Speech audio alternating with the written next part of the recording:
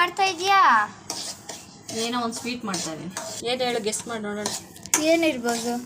ಏನು ನೋಡು, ಇದೆಲ್ಲ ನೋಡಿದ್ರೆ ಏನು ಅನಿಸುತ್ತೆ ನಿಮಗೆ? ರವೆ ಉಂಡೆ. ಹಾಂ, ರವೆ ಉಂಡೆ ಮಾಡು ಮಾಡು ಅಂತಿದ್ದಲ್ವಾ? ತುಂಬ ದಿನ ಆಗಿತ್ತು ಮಾಡಿ, ಅದಕ್ಕೆ ಮಾಡ್ತಾ ಇದ್ದೀನಿ. ಏನೇನು ಎಷ್ಟೆಷ್ಟು ತೊಗೊಂಡಿದ್ಯಾ? ರವೆ ಅರ್ಧ kg ತೊಗೊಂಡಿದ್ದೀನಿ. ತುಪ್ಪ ಹಾಕ್ಕೊಂಡು ಹುರ್ಕೋತಾ ಇದ್ದೀನಿ. ಗೋಡಂಬಿ ದ್ರಾಕ್ಷಿ ಹಾಕಿದ್ರೆ ನಿಮ್ಗೆ ಇಷ್ಟ ಆಗಲ್ಲ ಅಂತ ಅಂದ್ಬಿಟ್ಟು ಗೋಡಂಬಿ ದ್ರಾಕ್ಷಿ ಏನೂ ಹಾಕ್ತಿಲ್ಲ ಇವಾಗ. ಅರ್ಧ kg ಸಕ್ಕರೆ ತೊಗೊಂಡು ಪುಡಿ ಮಾಡಿ ಇಟ್ಕೊಂಡಿದ್ದೀನಿ. ಅಂದರೆ ಸ್ವಲ್ಪ ತರಿಯಾಗಿ, ಪೂರ್ತಿ ಪೌಡ್ರ್ ಮಾಡಿಲ್ಲ, ಸ್ವಲ್ಪ ತರಿಯಾಗಿ ರುಬ್ಕೊಂಡಿದ್ದೀನಿ. ಇಲ್ಲಿ ಒಂದು 3 ಕೊಬ್ಬರಿನ ತುರಿದು ಇಟ್ಕೊಂಡಿದ್ದೀನಿ. ಅದು ಇಷ್ಟಾಗಿದೆ, ಒಂದು ಅರ್ಧ kg ಅಷ್ಟಾಗಿದೆ ಇದು. ಇವಾಗ ಅರ್ಧ kg ರವೆ ತೊಗೊಂಡು ತುಪ್ಪ ಹಾಕಿ ಹುರ್ಕೋತಾ ಇದ್ದೀನಿ. ಇವಾಗ ರವೆ ಆಗಿದೆ. ಇವಾಗ ಹಾಕ್ಕೊಂಡಿದ್ದೀನಲ್ವಾ, ಅದಕ್ಕೆ ಮಿಕ್ಸ್ ಮಾಡ್ಕೊತಾ ಇದ್ದೀನಿ. ಕೊಬ್ಬರಿ ಇದೆಯಲ್ವಾ, ಇವಾಗ ರವೆ ತೆಗೆದು ಸೈಡ್ಗೆ ಇಟ್ಕೊಂಡೆ. ಅದು ಬಾಣಲಿ ಬಿಸಿ ಇರುತ್ತಲ್ವ, ಅದೇ ಬಾಣಲಿಲಿ ಸ್ವಲ್ಪ ಬೆಚ್ಚಗೆ ಮಾಡ್ಕೊತಾ ಇದ್ದೀನಿ. ಕೊಬ್ಬರಿನ ಬೆಚ್ಚಗಾದ್ರೂ ಮಾಡ್ಕೊಬೋದು, ಇಲ್ಲ ಹಂಗೇನಾದರೂ ಹಾಕ್ಕೊಬೋದು. ನಾನು ಸ್ವಲ್ಪ ಬೆಚ್ಚಗೆ ಮಾಡಿ ಹಾಕ್ಕೋತಾ ಇದ್ದೀನಿ. ಕೊಬ್ಬರಿನ ಹಂಗೆ ಹಾಕ್ಕೊಂಡೆ 2-3 ದಿನ ಇಟ್ಬಿಟ್ರೆ ಒಂಥರ ಸ್ಮೆಲ್ ಬಂದಂಗೆ ಆಗ್ಬಿಡುತ್ತೆ. ಈ ಥರ ಬಿಸಿ ಮಾಡಿ ಹಾಕ್ಕೊಂಡ್ರೆ ಸ್ಮೆಲ್ ಬರೋಲ್ಲ. 3-4 ದಿನ ಆಚೆನೇ ಇಡ್ಬೋದು ರವೆ ಉಂಡೆನ. ಹಾಗಾಗಿ ನಾನು ಸ್ವಲ್ಪ ಬಿಸಿ ಮಾಡಿ ಹಾಕ್ಕೋತೀನಿ. ಸ್ವಲ್ಪ ಏಲಕ್ಕಿ ಪುಡಿ.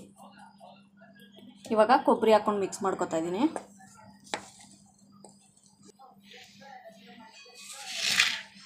ರವೆ ಮತ್ತು ಸಕ್ಕರೆ, ಏಲಕ್ಕಿ ಪುಡಿ, ಕೊಬ್ಬರಿ 4 ಹಾಕ್ತಿರೋದು.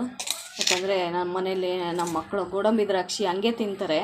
ಈ ಅಡುಗೆಗೆ, ಪಾಯಸಕ್ಕೆ, ರವೆ ಉಂಡೆಗೆ ಅವಕ್ಕೆಲ್ಲ ಹಾಕಿದ್ರೆ ತಿನ್ನಲ್ಲ. ಹಂಗಾಗಿ ನಾನು ಸ್ವಲ್ಪ ಗೋಡಂಬಿ ದ್ರಾಕ್ಷಿ ಅಡುಗೆಗೆ ಹಾಕೋದು ಕಮ್ಮಿ.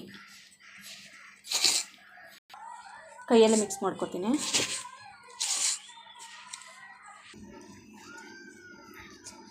ಇದನ್ನೆಲ್ಲ ಕಲಿಸ್ಕೊಂಡು ಇವಾಗ ಮೊದಲನೇ ಫಸ್ಟ್ಗೆ ಹಾಲು ಕಾಯಿಸ್ಕೊಂಡು ಇಟ್ಕೊಂಡಿದ್ದೆ. ಕೆನೆ ಹಾಕ್ದಾಗೆ ಸ್ವಲ್ಪನೇ ಹಾಕ್ಕೊಂಡು ಉಂಡೆ ಕಲಿಸ್ಕೊಂಡು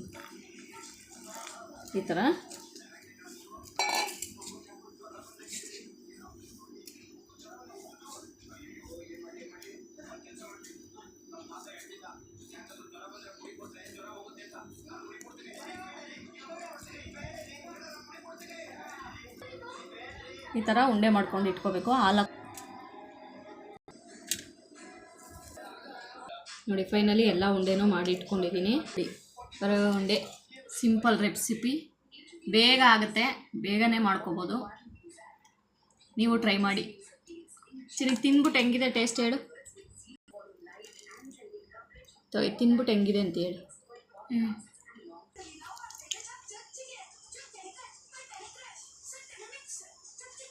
ಟೇಸ್ಟ್ ಕರೆಕ್ಟಾಗಿದೆಯಾ? ಸಕ್ಕರೆ, ಸ್ವೀಟು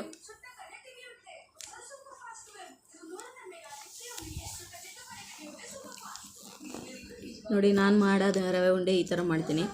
ನೀವು ಈ ಥರ ಮಾಡಿ ನೋಡಿ, ಚೆನ್ನಾಗಿರುತ್ತೆ, ಟೇಸ್ಟಿಯಾಗೂ ಇರುತ್ತೆ. ಟ್ರೈ ಮಾಡಿ ನೀವೊಂದು ಸರಿ.